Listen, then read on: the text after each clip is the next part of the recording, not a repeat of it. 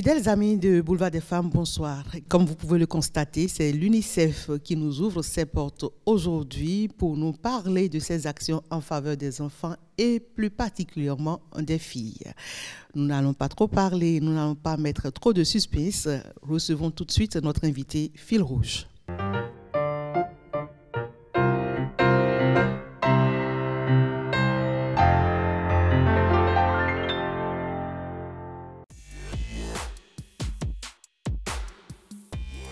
Diana Boumaondi est représentante de l'UNICEF au Bénin depuis janvier 2021.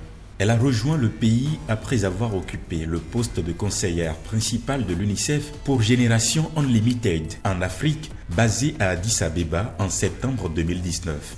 Avant sa nomination actuelle, Maondi a été représentante de l'UNICEF à Djibouti entre juin 2016 et août 2019. Elle a également travaillé comme chef de la protection de l'enfance au Niger de 2009 à 2012, puis en Éthiopie de 2013 à 2016. Elle rejoint l'UNICEF pour la première fois au Sénégal où elle était chargée de l'orientation programmatique et technique d'un programme sous-régional soutenant la réintégration des enfants affectés par les conflits armés et a également travaillé au Népal en tant que spécialiste de la protection de l'enfance. Elle possède plus de 20 ans d'expérience dans le domaine du développement, des situations de conflit et post-conflit dans divers pays d'Afrique et d'Asie du Sud et a travaillé avec le Programme des Nations Unies pour le développement au Libéria et la coopération technique allemande en Sierra Leone. De nationalité camerounaise, Diana Boumaondi est titulaire d'un master en sociologie de l'université Braunschweig en Allemagne et d'un master en assistance humanitaire internationale de l'université de Bochum en Allemagne. Voilà, Diana Boumaondi, c'est le nom de celle que nous recevons ce soir sur Boulevard des Femmes. Maondi, ça signifie quoi déjà dans votre langue? Je suis camerounaise, comme vous le savez, et je viens du Nord Cameroun. Et Maondi, dans ma langue maternelle, signifie dans un premier temps vendredi, et puis aussi ça veut dire quelqu'un de grand. Et mon arrière-grand-père, qui portait donc ce nom, était un érudit du savoir. Donc, et c'est comme ça qu'il nous l'a transmis, et on espère qu'il nous a transmis aussi tout le savoir qu'il avait. Alors, Madame Diana Boumaondi, bienvenue sur Boulevard des Femmes. Oui, merci. Vous savez paradoxalement ce que Maondi signifie chez nous au Bénin? Non. Alors, un petit exercice, Fifame? Ben, je sais qu'il y a un mot là que je connais, oubli. Et après ça, l'explication de l'intégralité du mot. Bon, c'est pas la Nigérienne Saint-Tige que je ferai l'offense de demander. Faut me demander, et là je vais renier FIFA, mais... Ok, alors Saint-Tige, dis-nous Maondi. C'est en quelle langue déjà au Bénin? Maondi, c'est le fond. Maon, n'oublie pas. Donc, Maondi, rien apparemment, donc ça veut dire n'oublie rien. N'oublie pas, n'oublie rien, voilà. Ouais. Alors, comme je le disais tantôt, Diana Boumaondi, bienvenue sur Boulevard des Femmes. Merci. Saint-Tige et Fifame, nous recevons la représentante résidente de l'UNICEF au Bénin avec nous aujourd'hui sur Boulevard des Femmes. Ben, c'est vraiment un honneur. D'abord, bonjour Ghislaine. Bonjour à notre invitée qui rayonne dans toute sa splendeur. Et je voudrais dire que vous êtes vraiment une femme brave, avec tout ce parcours élogieux.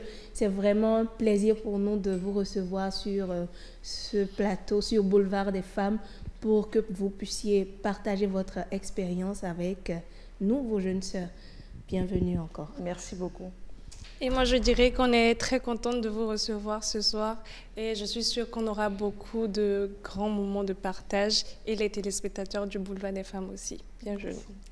Alors, Madame Diana Boumaondi, quel effet ça vous fait d'être sur Boulevard des Femmes? Une émission que vous avez eu à suivre plusieurs fois, oui. Je suis une fan de Boulevard des Femmes et je suis honorée d'être avec vous ce soir. Et je n'allais pas être contente si je devais partir le Bénin sans avoir été invitée. Donc heureusement, heureusement que j'ai. Mais je sais que c'est quelque chose qui avait été planifié depuis un moment déjà. Et j'admire beaucoup ce que vous faites et je tiens vraiment à vous en féliciter parce que voilà, vous honorez la femme et vous donnez la possibilité aux téléspectateurs et téléspectatrices de pouvoir aussi partager ces moments avec vous. Donc, merci beaucoup. Madame Diana Boumaondi, 3 ans au Bénin.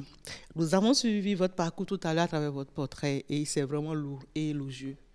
Racontez-nous un peu comment est-ce que vous êtes devenue représentante résidente de l'UNICEF. Comment est-ce qu'on devient représentante résidente? Waouh, ça c'est une colle. Mais voilà, j'ai toujours aimé travailler pour la question des droits des enfants. C'est une vocation pour moi. Arriver à trouver les moyens d'accompagner la petite enfance, d'accompagner les adolescents, d'accompagner les jeunes. Et donc, pour moi, travailler pour une organisation comme l'UNICEF qui porte le mandat de la réalisation des droits des enfants et qui porte cette noble mission, pour moi, ça a toujours été un rêve. Donc, j'ai travaillé pour. Et comme vous l'avez entendu, dans un premier temps, en ce qui concerne vraiment la protection des enfants contre les violences, les abus.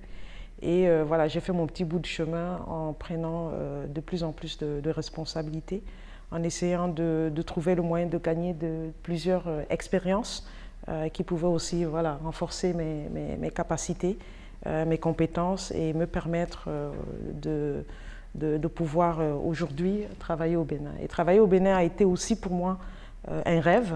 Et quand il y a eu la possibilité de pouvoir le faire, je n'ai pas hésité un seul moment. Et ça a été une très très belle aventure de me retrouver ici au Bénin. Pourquoi cet amour-là pour les enfants? Est-ce qu'il y a une histoire qui se cache derrière? Bah, je ne pense pas. Je pense que nous avons tous été des enfants quelque part. Et pour moi, ça s'est fait de manière plutôt naturelle. Je pense que nous sommes tous passionnés par quelque chose. Nous avons tous une vocation, nous avons tous des rêves, des désirs, chacun dans un domaine spécifique. Et pour moi, ça a été promouvoir la cause des enfants, travailler pour les enfants. Enfin. Le fait de parcourir tous ces pays-là, comment vous avez pu gérer cela avec la famille? Est-ce que vous vous déplacez avec toute la famille ou vous y allez toute seule? Comment est-ce que, en tant que femme, vous avez pu gérer tout ça? Alors, quand j'ai démarré ma carrière professionnelle en 2001 en Sierra Leone, j'étais toute seule. Donc, c'était aussi beaucoup plus facile. Là, j'avais juste mon sac à dos et puis voilà, j'ai débarqué. Et puis, ça me permettait aussi de pouvoir prendre certains risques, notamment travailler dans des endroits qui avaient connu des conflits armés et où il était beaucoup plus facile de pouvoir se déplacer, de pouvoir engager certaines discussions, certains dialogues avec certaines parties sans mettre à risque sa famille. Bon, j'étais jeune, je n'avais pas encore de famille. Mais plus tard, j'ai commencé à bâtir une famille, j'ai eu une fille. Et bien entendu, là, on fait beaucoup plus attention là où on va, parce qu'effectivement, on aimerait que l'enfant puisse grandir dans des conditions et dans un environnement familial et beaucoup plus stable. Mais maintenant, elle est grande, elle est à l'université, donc ça me permet de repartir, ça vous permet de reprendre l'aventure. Mais ça ne veut pas dire que dans les autres pays où j'ai été, il n'y a pas eu... voilà, il y a toujours des moments comme ça qui restent à jamais gravés dans la mémoire des uns et des autres et où on gagne beaucoup d'expérience dans les interactions avec les enfants, avec les communautés, avec les nationaux, avec les autorités locales, avec les femmes, les filles et tout le monde. Et toutes les expériences sont très belles. Et on essaye d'allier justement la partie professionnelle avec la partie personnelle, ce qui n'est pas toujours évident, il faut le dire. Ça demande beaucoup de sacrifices, ça demande beaucoup d'investissement. Et ça ne marche pas toujours, mais parfois ça marche. On n'a pas le choix de toute façon. Ce sont des choix qu'on fait et puis il faut arriver à conjuguer tous les verbes pour que ça puisse marcher. Depuis que vous êtes à la tête, la représentante de l'UNICEF au Bénin, quel bilan pouvez-vous faire aujourd'hui des actions menées par l'UNICEF dans le bien-être des enfants du Bénin? Alors, je suis très fière du travail que nous avons pu réaliser avec l'équipe de l'UNICEF. Et c'est l'opportunité ici pour rendre hommage à cette belle équipe, aussi bien celle qui est à Cotonou que celle qui est à Parakou et à Nati Tengou. Et cela a été fait aussi grâce à la confiance que nous avons eue des autorités béninoises, donc du gouvernement du Bénin, et le travail avec les collectivités, avec nos partenaires techniques et financiers, avec les jeunes et les enfants eux-mêmes.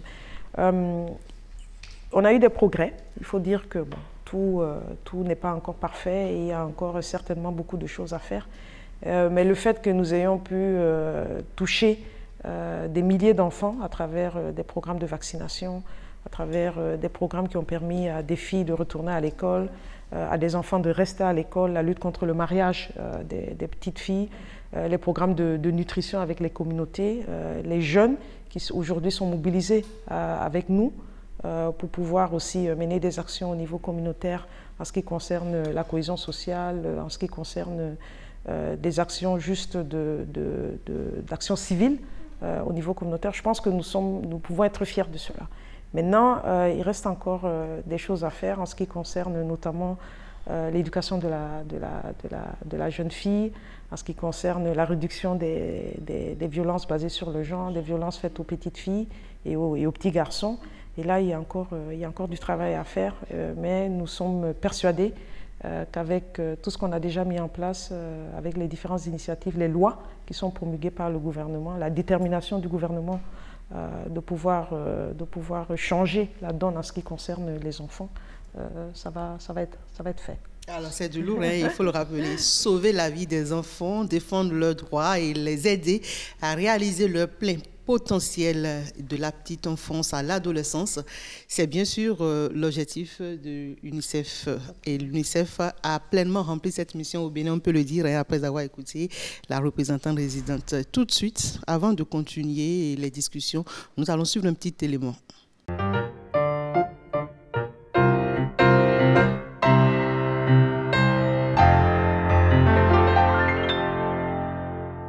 Elles sont au total 115 filles venues de plusieurs départements du Bénin à être fortement outillées et aguerries durant un an dans plusieurs secteurs d'activité dont entre autres le développement personnel et professionnel, les opportunités de formation et d'emploi, l'entrepreneuriat, la confiance en soi et le leadership.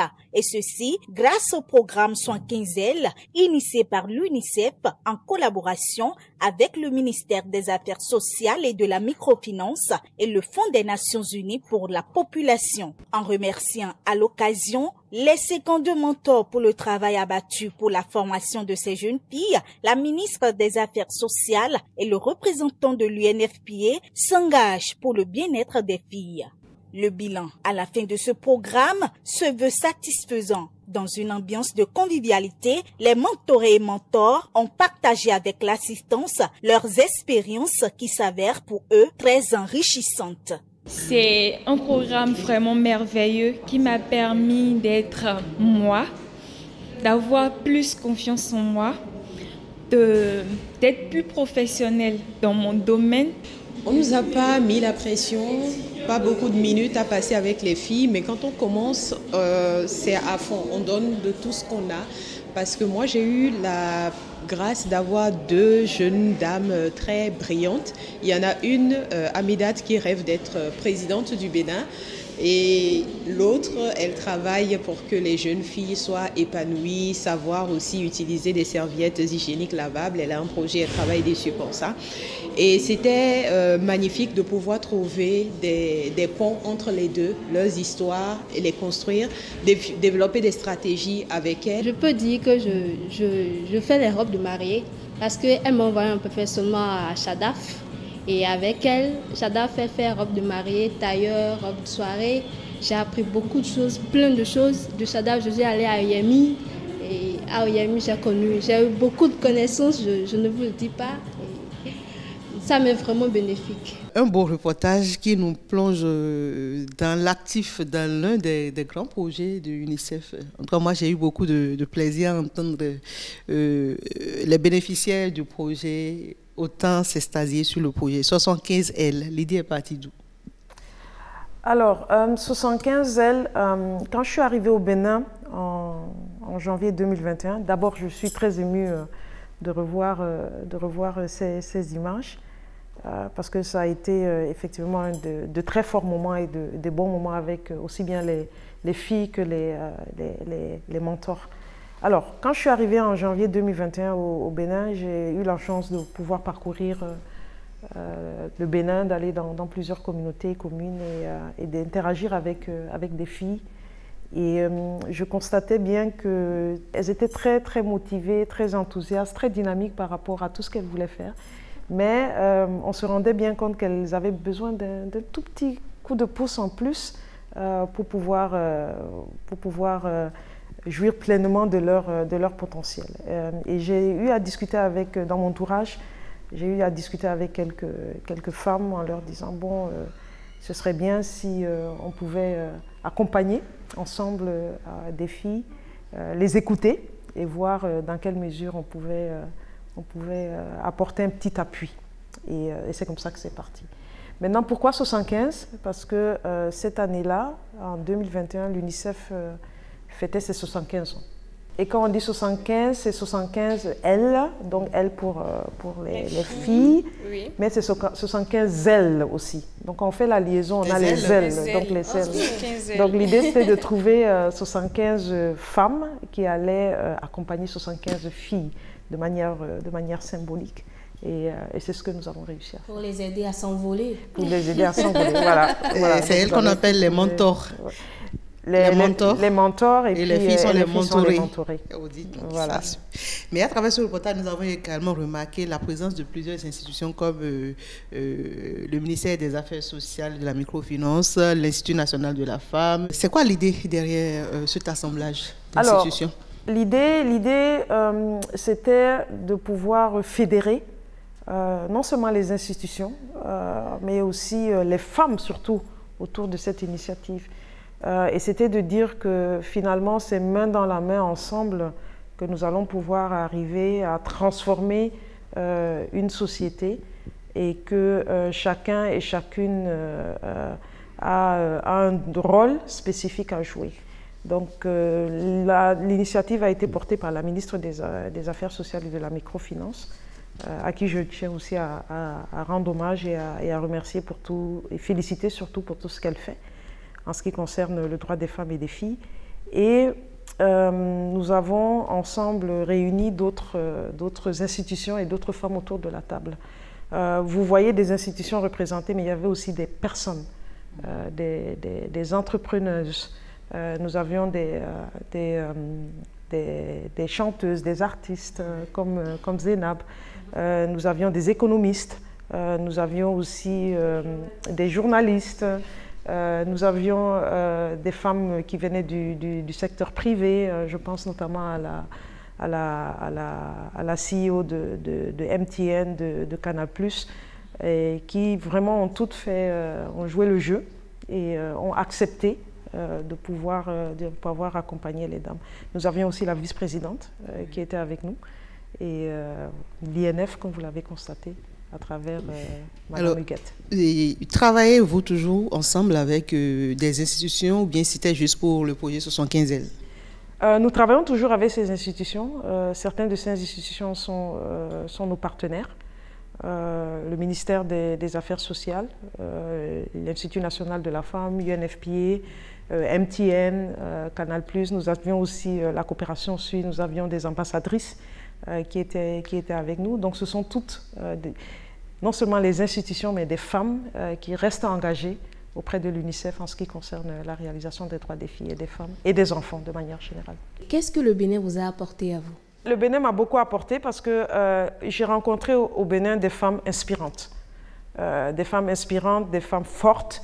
Quand je vois l'Amazone, là où elle se tient, nous avons eu l'honneur de pouvoir illuminer l'Amazone dans le cadre de la célébration de la journée des droits des enfants. Et pour nous, c'était très symbolique parce que cela voulait aussi dire ce que cette Amazone représente pour les femmes, pour les filles, et cette volonté de pouvoir continuer à promouvoir ces droits-là, mais de se rendre compte que c'est quelque chose qui existait depuis et qu'il fallait le rappeler et le remettre au centre du développement de la jeune femme et de la jeune fille. Donc j'étais beaucoup inspirée par cela. J'ai été beaucoup inspirée par les lois qui ont été promulguées. J'ai été beaucoup inspirée par les filles et les femmes que j'ai rencontrées, pas seulement à Cotonou, mais que j'ai rencontrées à Tangueta, que j'ai rencontrées à Banikwara, que j'ai rencontrées à Boïkon, que j'ai rencontrées voilà, à travers mes différentes tournées un peu partout, et qui à chaque fois, chaque jour m'ont donné quelque chose, qui m'ont encore donné beaucoup plus d'énergie pour pouvoir faire mieux et aller plus loin.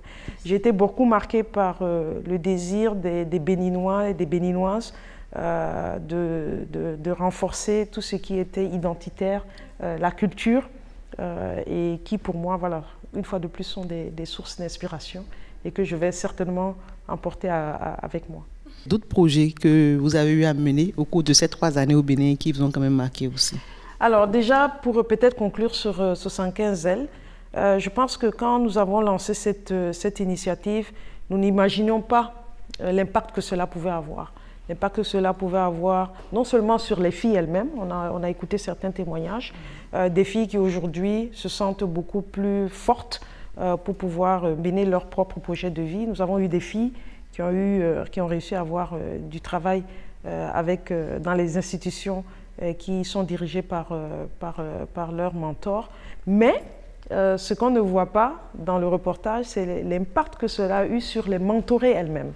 À savoir, moi par exemple, j'avais 2 mentorées et je peux vous dire que les histoires de Flora, les histoires de Mariette, c'était mes 2 mentorées, ont été des histoires puissantes qui m'ont une fois de plus motivée et m'ont reconfortée sur le fait qu'effectivement cet échange intergénérationnel entre les femmes aînées et les filles plus jeunes était hyper important pour les inspirer, pour les accompagner. Mais l'inspiration, elle vient des 2 côtés, comme je l'ai dit. J'étais beaucoup inspirée par ces 2 jeunes filles et qui aujourd'hui voilà, continuent leur bout de chemin. Maintenant, les autres initiatives que nous menons au Bénin, nous avons beaucoup de programmes que nous accompagnons, mais je vais me consacrer de manière spécifique sur tout ce que nous faisons autour de la jeune fille et de la femme. Nous avons des interventions qui aujourd'hui, comme je le disais tantôt, contribuent à maintenir la jeune fille à l'école. Nous savons que malheureusement, dans nos sociétés, ce n'est pas seulement au Bénin, il y a un poids énorme sur la jeune fille, avec des barrières économiques, des barrières sociales, tout ce qui est lié autour des normes qui font que la fille a du mal non seulement à aller à l'école, mais quand elle y va, ce n'est pas toujours évident qu'elle puisse rester.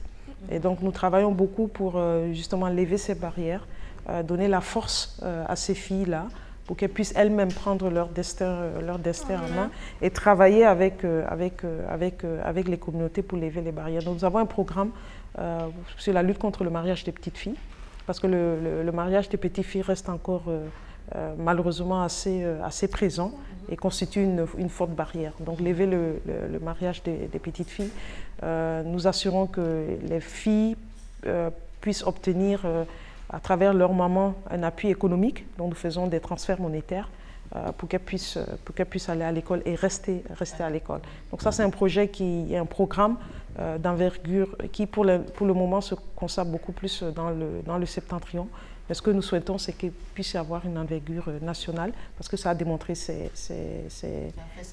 a fait ses preuves. Un deuxième sur lequel j'aimerais revenir, c'est un programme que nous appelons Upshift. Et il s'agit en fait d'un programme où nous mettons une fois de plus les jeunes au centre des interventions et nous les appuyons pour qu'ils puissent déployer tout leur potentiel autour des projets qu'ils choisissent eux-mêmes, autour des difficultés qu'ils voient au niveau de la communauté qui les concernent et sur lesquels ils aimeraient amener des solutions. Et nous avons un groupe de jeunes, 10 jeunes, la majorité des filles, qui ont décidé de monter des séries télévisées qui s'appellent Ignorance. Donc ce sont 10 épisodes. Et dans chaque épisode, ils parlent, ces jeunes-là, des difficultés que les filles rencontrent au niveau de la santé reproductive et sexuelle, au niveau des difficultés qu'elles rencontrent au quotidien, non seulement à l'école mais à la maison, et comment trouver des solutions pour pouvoir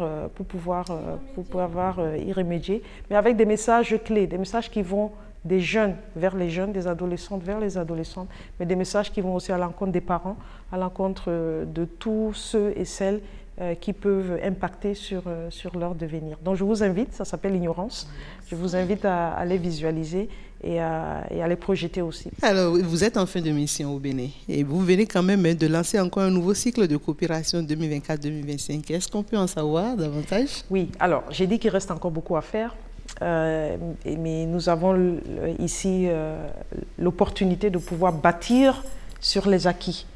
Et nous avons effectivement lancé un nouveau programme de coopération 2024-2026 avec le gouvernement du Bénin qui va nous permettre de renforcer et d'aller encore plus loin pour nos enfants. Et nous allons travailler encore plus sur tout ce qui est relatif à la question de la malnutrition des enfants. Donc s'assurer que, surtout pour les enfants de moins de 5 ans, qu'ils puissent avoir une nutrition saine et solide pour leur permettre d'avoir un très bon départ dans la vie. Et nous appelons cela First Food Initiative, donc ça met vraiment l'accent sur les premiers aliments et s'assurer que nous puissions travailler avec aussi le secteur privé pour s'assurer qu'il y ait des aliments de complément, des aliments qui sont disponibles, accessibles aux familles pour pouvoir assurer l'alimentation du petit enfant. Donc ça, c'est un des programmes.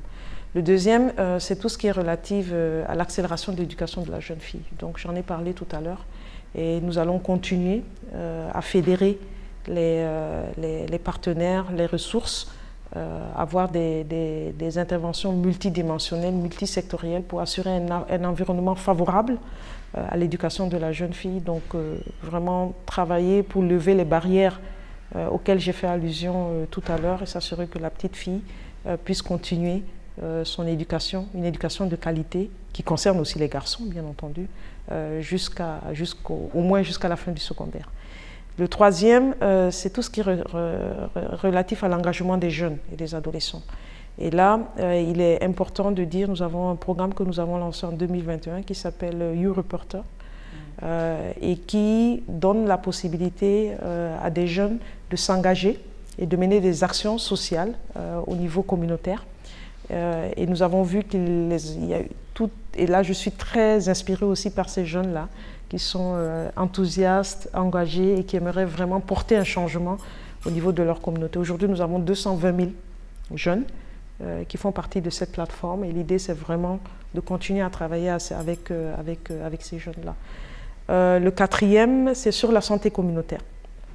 Le gouvernement du Bénin a lancé une politique très ambitieuse en 2019 pour s'assurer qu'au niveau de chaque communauté, qu'il y ait des relais, des personnes qui sont engagées avec les familles pour pouvoir prévenir les maladies au sein des ménages. Et nous appuyons et nous travaillons, nous allons continuer de travailler surtout avec le ministère de la Santé pour pouvoir porter à l'échelle ces interventions-là et réduire les maladies qui peuvent toucher notamment les enfants et les familles. Donc vraiment des maladies qu'on peut prévenir assez facilement au sein des ménages, que ce soit le paludisme, que ce soit les questions de malnutrition, etc. Et le dernier, c'est tout ce qui est relatif à la résilience et la cohésion sociale. Donc là, renforcer aussi les services sociaux au niveau communautaire, renforcer les communautés pour qu'elles-mêmes elles puissent être à même de résister aux chocs. On parle aujourd'hui des chocs climatiques, on parle aujourd'hui aussi des chocs liés notamment à l'insécurité. Et c'est de voir comment avec les familles, les enfants, les communautés, les institutions au niveau décentralisé, on puisse renforcer les capacités des uns et des autres pour faire face à tous tous ces aléas. Puis Famé, la femme en vogue du jour, tu as dégoté qui pour nous aujourd'hui? Et celle dont nous allons parler aujourd'hui, je pense que on ne dira plus que c'est une révélation. Elle est déjà connue de beaucoup de monde, pour ne pas dire tout le monde, surtout au Bénin et même à l'international. Et cette dame-là, elle est brillante, fidèle à ses traditions de par son style vestimentaire, aussi bien que son style musical. Et cette femme, d'ailleurs, est également amoureuse des enfants. Elle se bat pour la cause des enfants. Elle est d'ailleurs ambassadrice de l'UNICEF. Donc, ambassadrice de bonne volonté à l'UNICEF. Voilà. Et je suppose que beaucoup ont déjà deviné celle dont je parle, celle qui ne veut vraiment pas vieillir. Habib Zeynab, suivez.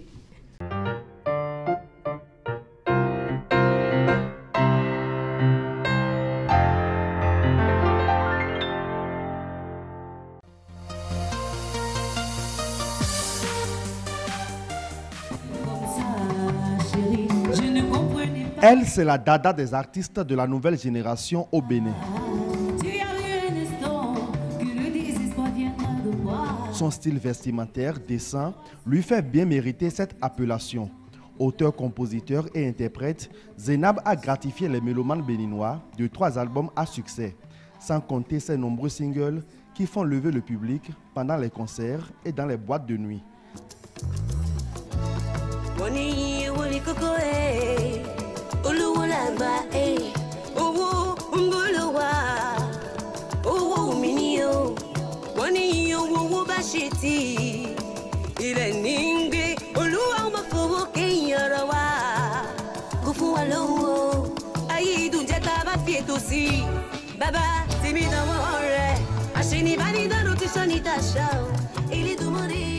Très attachée aux valeurs culturelles de son terroir, elle promeut le bolodjo, un rythme de son village, mais reste ouverte sur l'univers de la musique urbaine.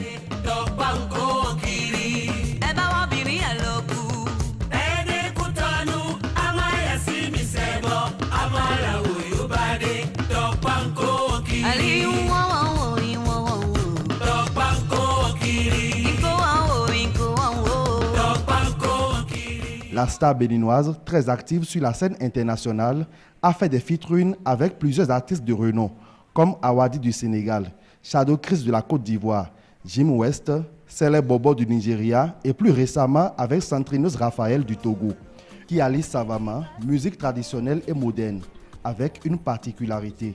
Elle est toujours présente dans l'actualité des hits.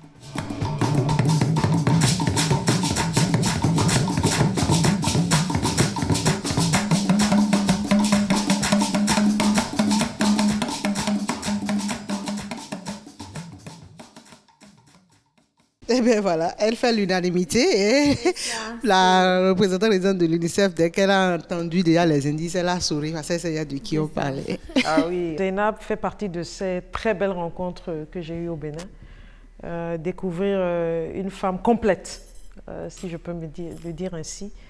Pour moi, c'est un rôle modèle pour tous les hommes, pour toutes les femmes et les filles. Non seulement du Bénin, hein, mais en Afrique en général. J'ai eu la chance de me déplacer avec elle sur le terrain. Et j'ai vu, voilà, elle faisait l'unanimité pour tout le monde, pour les jeunes, pour les femmes, pour les enfants.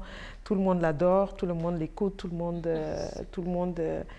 monde est pendu à ses lèvres pour non seulement écouter ses chansons, mais écouter aussi ces messages qu'elle porte avec beaucoup de grâce et avec beaucoup de conviction et beaucoup de passion. Et je n'ai que de l'admiration pour elle. La rubrique qui suit, c'est Tache d'encre. Et c'est une surprise pour madame la représentante.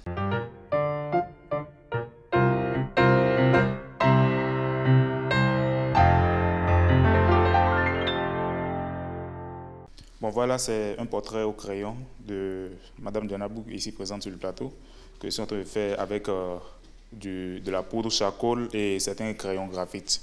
Voilà, là, on peut dire que c'est à 40% de réalisation. C'est toujours en cours et le travail continue, je n'ai pas encore fini.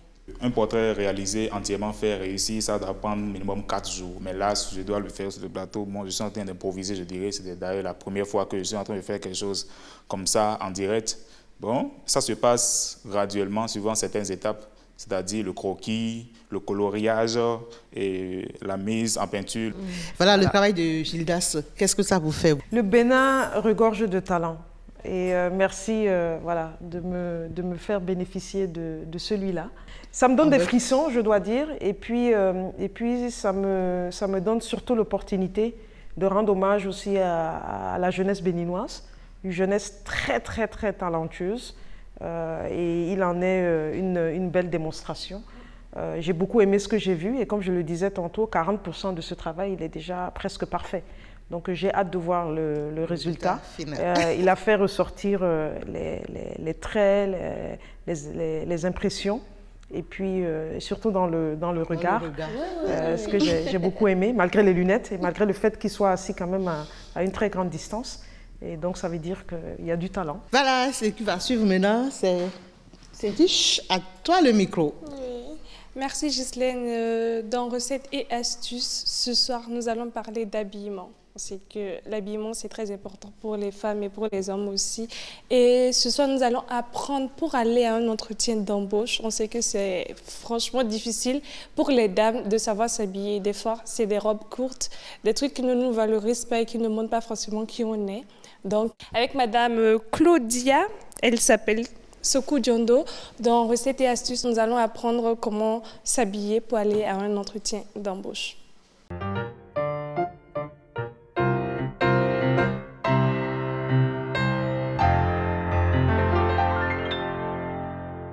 Aujourd'hui, on va parler de comment s'habiller pour un entretien d'embauche. Et il faut dire également que de nos jours, les jeunes, ils sont vraiment au chômage. Mais lorsqu'ils vont à un entretien et qu'après qu'on ne les rappelle pas, ils ne se rendent pas compte que la raison pour laquelle ils n'ont pas été appelés, c'est peut-être à cause de leur style vestimentaire. Et lorsque vous êtes jeune, en quête d'emploi, votre style vestimentaire est important pour cet entretien-là parce que c'est celui-là qui reflète votre personnalité au prime abord lorsqu'on vous rencontre. On dit souvent l'habit ne fait pas le moine, mais sachez que l'habit fait le moine, même si c'est discriminant, on fait avec. Il faut d'abord dire que lorsqu'il s'agit d'un entretien d'embauche, il faut miser sur s'habiller de manière très propre, élégant, mais à la fois simple et sophistiqué. Il ne faut pas partir par exemple sur un style basket, jean, parce qu'il ne vous présente pas. Peu importe le cadre de l'entreprise, vous avez besoin d'être assez présentable. Et pour cela, on va partir d'abord sur peut-être un style tailleur, le genre que je porte actuellement. Les styles tailleurs sont des incontournables intemporels. Dans le cadre d'un entretien d'embauche, on part sur des couleurs assez soft, un peu comme celle que je porte actuellement, soit du bleu nuit, soit du gris, soit du noir ou même une couleur nude par exemple. Et lorsque vous êtes de corpulence un peu fine comme moi, ou peu importe votre corpulence, vous pouvez partir sur un blazer comme celui-ci, un pantalon palazzo qui ne montre pas vos courbes, qui ne vous taille pas, afin de ne pas donner une autre image de votre personne. Voilà. Montrez-nous ce que vous avez. D'accord. Là, je vous présente d'abord un tailleur, celui que je porte actuellement. On a un pantalon palazzo qui n'est pas très près du corps. Voilà, vous pouvez le constater, un pantalon palazzo pas très près du corps, un blazer qui couvre un peu en bas des fesses afin de ne pas trop montrer ma morphologie. Une couleur assez sobre pour permettre, peu importe le cadre de l'entreprise, de permettre à mon employeur de pouvoir constater que je sais assez me présenter. À part cela, on peut partir également sur un ensemble pantalon avec un haut assez classique. Dans le cadre professionnel, il ne faut pas miser sur des couleurs flashy comme je le disais tout à l'heure. Là, on a un vert assez sobre, on a du marron et une composition comme celle-ci est parfaite pour un entretien. Et même si ce n'est pas pour un entretien, après que vous serez embauché, vous pouvez mettre parfaitement ce ensemble pour aller au boulot. On va partir également sur ce tailleur-là, c'est une couleur bleu nuit. Il est assez soft, ça fait un style oversize avec des boutons que vous pouvez fermer. Avec cet ensemble-là, vous pouvez simplement mettre soit un bodysuit comme celui-ci, une chemise également, et parfaitement, vous êtes bien présentable pour le boulot. Et dans les premières 20 secondes, c'est sûr que votre employeur... Oui, Ghislaine, j'ai envie de demander à Madame la représentante ce qu'elle pense du look en réalité. Est-ce qu'un tailleur est bon pour un entretien d'embauche selon vous? Oui, bien sûr. Je pense que ça dépend beaucoup du style même de la personne, de ce que la personne aime. Je pense qu'il ne faut pas essayer de se dénaturer et il faut rester soi-même. Et il faut s'habiller en fonction des choses dans lesquelles on se sent à l'aise. Parce que finalement, quand on arrive dans un entretien et qu'on n'est pas à l'aise dans l'habillement qu'on a dans nos vêtements, ça se ressent tout de suite et on n'est pas à l'aise pour donner le meilleur de soi-même. Donc c'est vraiment à chacun de trouver le style qui lui va et qui est conforme aussi à l'entretien, à l'entreprise vers laquelle nous allons. Généralement, qu'est-ce que vous aimez le plus et quels sont vos secrets? Comment est-ce que vous arrivez à achalander vos choix de vêtements? Alors, je m'adapte beaucoup à l'environnement. Je m'adapte beaucoup à l'endroit dans lequel je me trouve, au pays dans lequel je me trouve. Quand j'étais, par exemple, j'ai travaillé au Népal, en Asie. Donc, je m'habillais beaucoup aussi en sari. Parce que je trouve ça aussi très beau et je trouve que, voilà... les femmes sont aussi très élégantes avec juste un tissu. Je l'avoue. Si tu portes le sari au Bénin, on va te demander si tu veux faire djadjarija. Et donc, effectivement, quand j'étais plus jeune, les chansons indiennes, hindoues ont accompagné ma jeunesse. Donc j'étais bien contente de mettre mon sari et puis de danser comme ça. Un peu, hein. Et ici au Bénin, bien entendu, avec toute la panoplie. Le Lessi, parce qu'on est largement influencé par le Nigeria. Hein. Bon, ça reste l'Afrique. Oui. Donc j'essaye de mettre en avant et de mettre en valeur surtout nos pagnes, nos traditions. Et voilà. Alors voilà, le mercure descend. Le mercure est descendu et il descend davantage. Nous allons finir avec Coquine Taquine.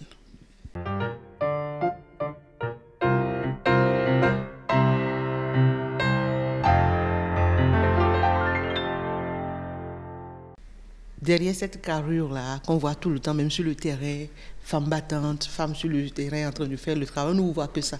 À la maison, vous êtes comment? Je suis pareil. Ah non, elle veut nous dribbler. Je veux dire, je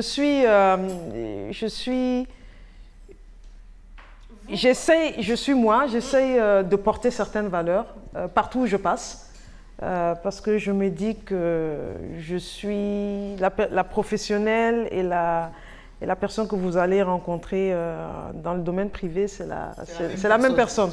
Oui, mais... je ne porte pas de masque. Voilà. J'essaye de rester authentique. Dans le domaine privé, il ne vous arrive pas de faire des délires de tout genre? Même au bureau, j'en fais. C'est pas seulement en privé. Et c'est quoi votre plus grand délire alors? C'est de danser, de chanter, avec tout le monde, avec tous ceux qui sont autour de moi. D'ailleurs, tout à l'heure, dans l'élément portrait, on vous a vu dans une des photos en train de courir derrière un enfant. Derrière les enfants, tellement beau. Voilà, il nous arrive d'accueillir des enfants ici. Il y a des parents qui amènent les enfants, aussi bien les hommes que les femmes. Et en général, c'est beaucoup plus les hommes que les femmes qui viennent avec leurs enfants au bureau. Et donc, ils me les amènent parfois ici. C'est eux-mêmes qui demandent à venir me voir. Et puis, bon, on passe du temps, on dessine, ils jouent devant mon ordinateur. Bon, et c'est la même personne qui est à la maison. Jouer avec les enfants, quel que soit l'endroit où je suis. Donc, je suis moi-même. Voilà, je suis authentique. Il n'y a pas Djanabou au bureau et Djanabou à la maison.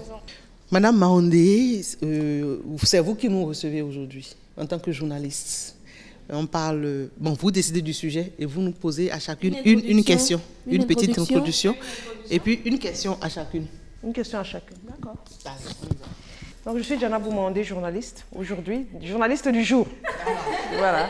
Et j'ai avec moi 3 dames de la société civile et à qui j'aimerais donner l'opportunité de pouvoir échanger avec nous et avec les téléspectateurs et téléspectatrices sur l'engagement de la société civile vis-à-vis des sujets d'actualité. Voilà, donc je vais vous poser à chacune d'entre vous une question.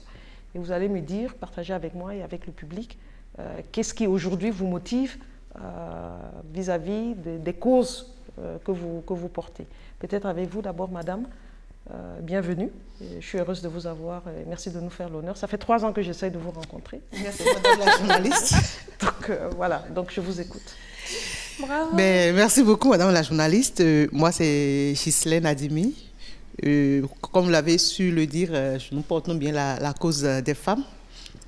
Et nous voulons nous faire la voix des sans-voix, notamment des femmes rurales qui n'ont pas accès à tous les moyens de communication qu'il faut. Alors nous allons vers ces femmes, recueillir leurs avis, recueillir leurs problèmes et venir les porter à la face du monde, essayer de trouver des solutions, des réponses aux questions intimes qu'elles se posent, aux questions qu'elles se posent sur leur vie et dans la société. Okay. Merci beaucoup. Et vous, madame, comment est-ce que vous arrivez à concilier votre travail avec votre vie personnelle? Parce que je sais que être une voix des sans-voix, ça voudrait, et comme l'a dit madame, vous devez aussi être amenée à voyager beaucoup. Comment est-ce que vous arrivez à concilier cela avec les enfants, avec votre mari, avec la famille élargie? Vous devez partir aujourd'hui, mais vous avez des enfants qui sont à la maison, qui doivent aller à l'école, qui sont malades. Comment est-ce que vous arrivez à concilier tout cela? Je suis beaucoup sollicitée, je dois voyager, aller de là à là. Donc, il faut que j'ai à mes côtés un homme qui sait cuisiner, un homme qui sait faire le ménage, un homme qui sait prendre soin des enfants, sinon ce serait compliqué. Donc, on doit lutter en tant que femme pour avoir des hommes qui savent s'y faire. Les tâches doivent être partagées. D'accord. Merci. Je pense que c'est bien compris. Merci beaucoup. Alors, vous, madame, quels sont les défis que vous avez rencontrés en tant que femme vis-à-vis de vos collègues masculins dans le travail de tous les jours? Est-ce qu'il y a un regard différent qui est posé sur vous parce que vous êtes une femme et qu'on ne vous prend pas forcément au sérieux? Ou alors, au contraire, quand on vous voit arriver, on dit « Ah, ben voilà, une femme différente des autres et nous serons beaucoup plus à l'écoute d'elle. » Et comment est-ce que vous arrivez justement à pallier à certains de ces défis ou alors à en faire des opportunités pour pouvoir avancer la cause que vous portez? Moi, je dirais d'office aujourd'hui ou depuis toujours, quand la femme arrive quelque part dans un monde où il y a les hommes, c'est souvent compliqué pour la femme de s'en sortir. Et les hommes ont toujours cette tendance d'avoir la femme en dessous d'eux. Et ce n'est pas aujourd'hui que ça finira. Mais malgré tout, on remercie tous les efforts du gouvernement et des femmes aussi aujourd'hui parce qu'on se bat pour la cause féminine. Et il y a aujourd'hui des femmes mécaniciennes, des femmes électriciennes, des femmes qui font tout ce que les hommes font. Et ça change déjà du regard que ces hommes-là ont envers nous. Voilà. et je dois dire que nous avons beaucoup d'hommes aussi qui sont à nos côtés. Et qui nous aident à porter la cause, N'importe comment vous rapidement votre casquette. Non, mais c'est important. Alors, on va clôturer ce jeu de coquine taquine. Comme notre invitée du jour est camerounaise, on ne va pas la laisser partir sans danser le makossa. C'est le dernier jeu de coquine taquine avec elle sur ce plateau. Alors maintenant, la représentante, vous allez donc vous lever, on va jouer un son, vous allez vous lever, commencer à danser, nous montrer les pas de danse et on va vous accompagner juste en quelques minutes. Ne vous inquiétez pas pour la musique, hein. Je suis la DJ du jour et c'est parti. Et c'est qui? Bendeka. Bendeka, voilà, ok, d'accord. À gauche, à droite.